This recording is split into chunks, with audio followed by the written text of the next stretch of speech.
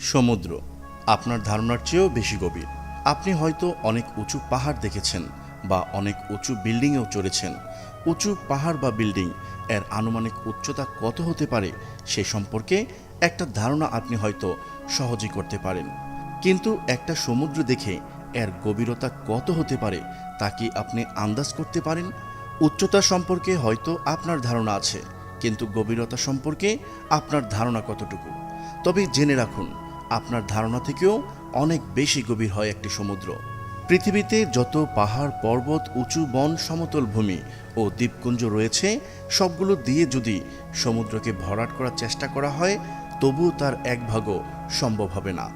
বরং পুরো পৃথিবী 2 মাইল পর্যন্ত সমুদ্রের গভীরে তলিয়ে যাবে। এতটাই গভীর হয় একটি সমুদ্র। কি লুকিয়ে আছে এই অপার রহস্য ঘেরা জলরাশির ভিতরে? জানতে চাইলে ভিডিওটি শেষ পর্যন্ত দেখতে থাকুন। আমরা জানি পুরো পৃথিবীকে 4 ভাগে ভাগ করলে তার 3 ভাগ হবে জলে আবৃত, বাকি 1 ভাগ স্থল। সাধারণত একটি মানুষের গড় উচ্চতা হয়ে থাকে 1.5 মিটার। একটি একতলা বিল্ডিংয়ের গড় উচ্চতা হয়ে থাকে 3 মিটার। সেই হিসাবে একটি 10তলা বিল্ডিংয়ের উচ্চতা হয়ে থাকে সাধারণত 30 মিটার।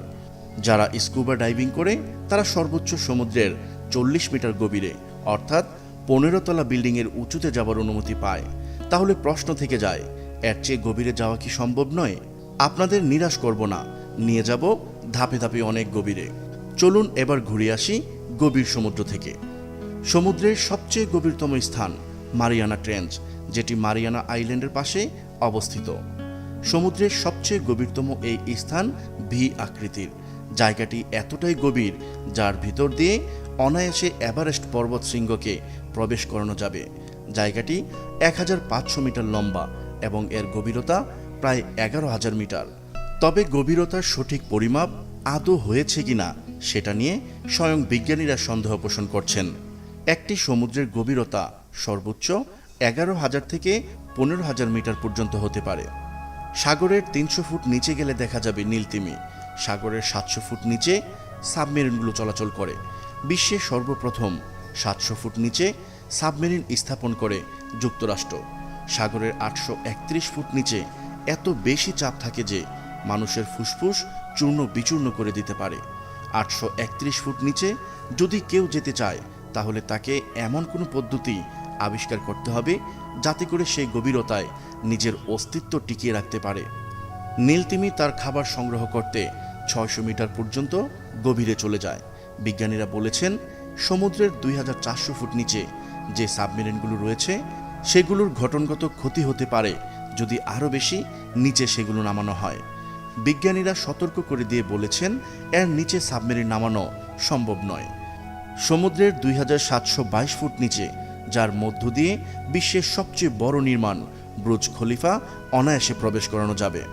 3280 ফুট নিচে সমুদ্র এতটাই ভয়ঙ্কর, সেখানে সূর্যের আলো পৌঁছতে পারে না। মিডনাইট জুন খ্যাত সাগরের 7500 ফুট নিচে অনেক প্রাণী বসবাস করে, তারা দেখতেও পায় না। তবে সেখানে এক ধরনের চিংড়ি পাওয়া যায়। এখানে কিছু ক্ষেত্রে সুপ্ত আগ্নেয়গিরি, আবার কিছু কিছু ক্ষেত্রে সক্রিয় আগ্নেয়গিরির অবস্থান রয়েছে এবং এখানকার তাপমাত্রা গড়ে 33 ডিগ্রি সেলসিয়াস। তবে যেখানে সক্রিয় আগ্নেয়গিরির অবস্থান রয়েছে সেখানকার তাপমাত্রা 800 ডিগ্রি সেলসিয়াস পর্যন্ত হতে পারে। টাইটানিক জাহাজ যেখানে ডুবেছিল সেখানকার গভীরতা ছিল প্রায় 12,500 ফুট। জায়গাটিতে আজ পর্যন্ত কেউ পৌঁছতে পারেনি। এমনকি এই গভীরতায় আজ পর্যন্ত কোরিয়ান তিমিও পৌঁছতে পারেনি। এখানকার চাপ ভূপৃষ্ঠ থেকে 378 গুণ বেশি। এত চাপ থাকা সত্ত্বেও এখানে অনেক প্রাণী বসবাস করে, যেমন হাগফিশ ও ডাম্বো অক্টোপাস। জেমস পিকার্ড নামক এক ডুবুরি সমুদ্রের গভীরতা নির্ণয় করাকে একটি চ্যালেঞ্জ মনে করে সাবমেরিন নিয়ে সমুদ্রের গভীরে যেতে থাকেন। 10,000 ফুট যাওয়ার পর তিনি দেখেন এত গভীরেও অনেক প্রাণী বসবাস করে এবং সেখানকার চাপ প্রতি স্কোয়ার কিলোমিটারে প্রায় 3 টনেরও বেশি। এই চাপে সাধারণ লোহাও বেঁকে যেতে পারে। সেখানে মাত্র 20 মিনিট অবস্থান করে এই তথ্যগুলো জানান তিনি। 1960 সালের পর থেকে বিজ্ঞানীরা অনেক বেশি সাবমেরিন সমুদ্রের গভীরে পাঠানো শুরু করে। তার মধ্যে কাইকো নামের একটি সাবমেরিন 3500 ফুট পর্যন্ত গভীরে যায় এবং 300 এর অধিক নতুন প্রজাতির প্রাণীর ছবি পৃথিবীতে নিয়ে আসেন।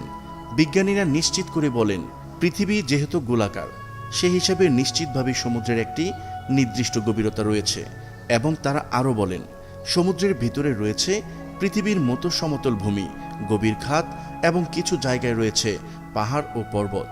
প্রিয় দর্শক, আজ এই পর্যন্তই। শুরু থেকে শেষ পর্যন্ত চেষ্টা করেছি গভীর সমুদ্রের সঠিক তথ্য উপস্থাপন করতে। কোথাও কোনো তথ্যগত ভুল কিংবা আপনার পরামর্শ থেকে থাকলে তা কমেন্ট করে জানাতে পারেন।